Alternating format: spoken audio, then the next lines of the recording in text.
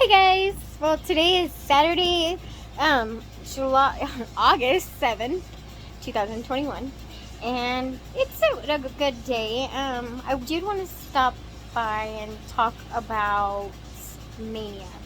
I don't know how many of you people experience mania, but it's very, very hard.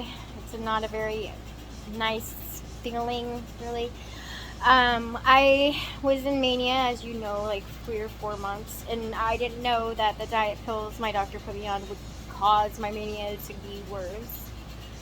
So, but some warning signs would be compulsive spending, stealing, cheating, lying, drinking, engaging in any type of behavior that you normally wouldn't engage in, like trying to skydive or something, buying stuff that you've never done before. I've spent hundreds of dollars on makeup and I don't even wear makeup.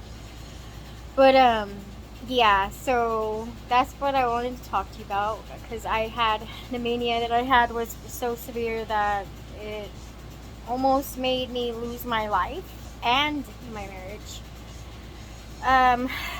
When I'm manic, like I said, I talk to dudes or whatever, and I am very mean to my husband. I talk to him mean. Don't be nice at all. I belittle him. I call him names.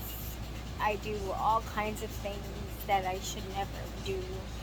So when they put me on meds, like right now I'm really stable. Well, I don't know. I'm not gonna say really stable because my boss decided to fire me because I decided to try to commit suicide, and she didn't know how to deal with it, so there's that. And now I'm just hoping that I can get not unemployment, because my boss probably wouldn't let me have that, but I wanted to get on disability because I feel like, yes, right now my symptoms are under control and managed because I take my pills, and it's not because I take my pills, it's because my husband lays my pills out for me in the morning or at night before he goes to bed, and then he gives it to me at night before every day. So it's not like I remember. He takes care of me. He makes sure I eat. He makes sure I don't live off of gummy bears and chips. So he's a pretty good dude. I love him a lot, but I put him through a lot too. Bipolar is not a disorder that's a very fun one. Not that any disorder is fun, but it's very trying on your spouse or your significant other because they don't understand it. They don't understand the emotions and feelings that go about it because they have regular emotions, you know. They have normal everyday emotions, whereas I have when I'm not taking my pills. Now, when I'm taking my pills, my emotions are pretty in check. Sometimes not. It's like last night I was crying. My grandma was like, "Are you taking your meds?" Of course I'm taking my meds. But sometimes my emotions will lie to me. They'll make me think things that are true that are not.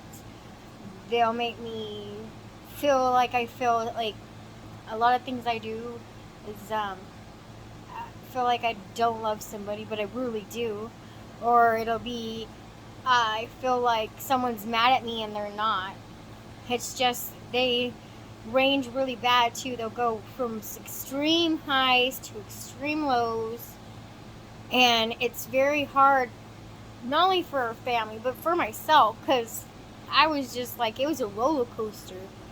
And it's, roller coasters are fun, but living on a roller coaster 24 hours a day, 7 days a week is not fun. Not for me, not for my family. I mean, yeah, in the moment, yeah, it seems fun. Yeah, all that stuff I was doing was, ooh, it's fun, yay. But it really wasn't fun. It was hurting myself, hurting my family. It wasn't a good thing. But now I have a therapy appointment with my therapist. And, well, not my therapist yet. I have to go do this whole stupid thing again. I guess when you stop seeking services at the place I go to, you have to go back in and refill out everything and do everything all over again. And usually you get a different therapist. But um, my situation is kind of different because, like I did say, I did try to kill myself, and I only had one therapist that's really been really good for me. My husband was like, "Hey dude, why don't you like ask if you can get that therapist back?" So I emailed her and she's like, "Yeah, just let me know." So Tuesday I have an appointment to get assessed again. They're gonna assess that I'm crazy. No, I'm not saying people with bipolar are crazy. Sometimes we can be crazy, but not everybody that has bipolar gets like that, because they take their meds and they don't stop taking their meds. But some people, and that's me, I'm speaking of myself when I say some people, they go crazy. I went crazy. Like, it was not fun crazy. It was kind of psycho crazy. And I was working 10-hour days. I had no time for me. And that's when they tell you self-care is very important. That's a big thing. You really need to make sure that you're using self-care. And by self-care, it could be anything like going for a walk or reading a book you like. Or what I like to do is play video games. I just got an Oculus not too long ago, and I beat my new game, so now I gotta get a new one. Coloring, distracting yourself from the problems. I've been through all these DBT classes and stuff. I know what I'm supposed to do. It's just so hard from like being off meds, away from my therapist for 8 months. It's hard to get back into them, especially when you're not using those skills anymore because you think you can manage on your own. But trust me, if you're bipolar, you can't manage on your own. You need something. You need a support group. You need at least a doctor, therapist, hopefully a spouse, family members, friends even. Some friends. Not all friends will stay with you. Some people can't deal with the emotions. Some people can't deal with the suicidal attempts. They just give up. Christians even. You can't give up. You gotta keep living. You know, you have so much to live for. I mean, I have so much to live for. I have my children, my husband, my dad I take care of. I can't afford to go kill myself. But there are times when I'm laying there for weeks on end and I'm thinking about it, dreaming about it, planning it. Those are scary times. And when you have thoughts like that, instead of having them in your head, you need to discuss them.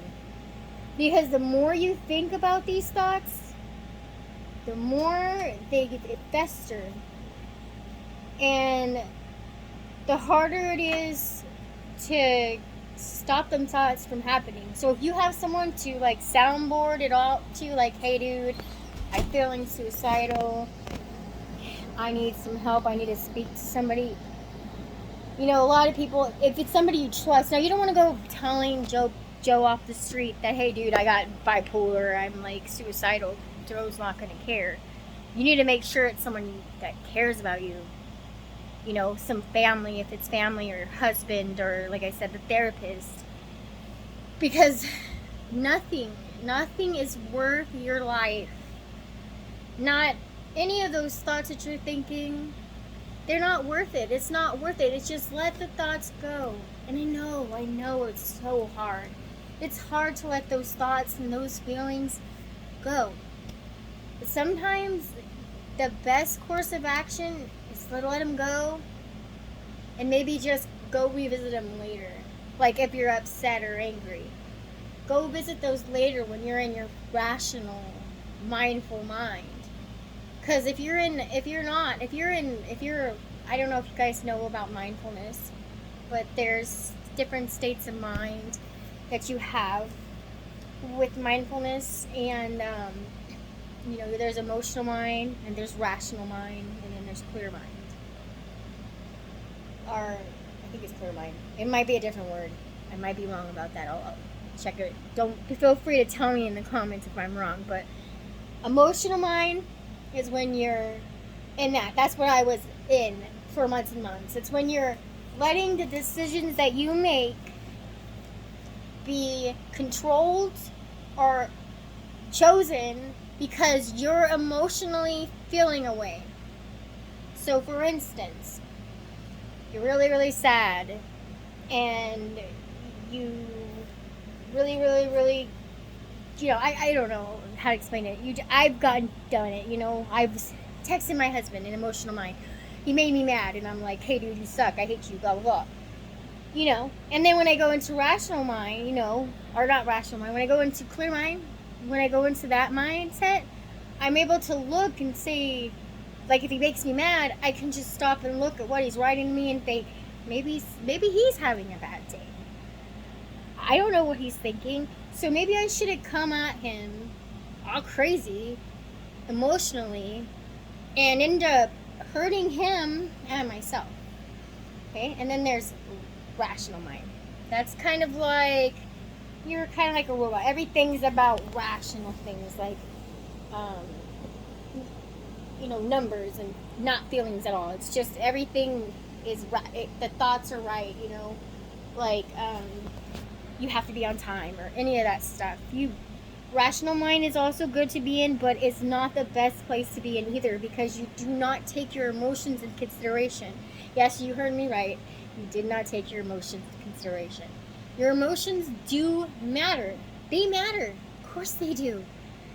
But you can't let them control you, but you need to also take them in with the rational part of you thinking, hey, like say I'm an emotional mind.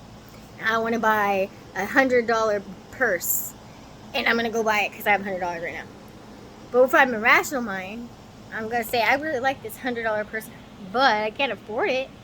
So between rational mind and emotional mind, there's a clear mind, and that's where you're at here, where you're taking both sides in consideration, and you're like, okay, so it's $100 purse. Maybe I can find a cheaper purse that looks just as good, and it's a compromise.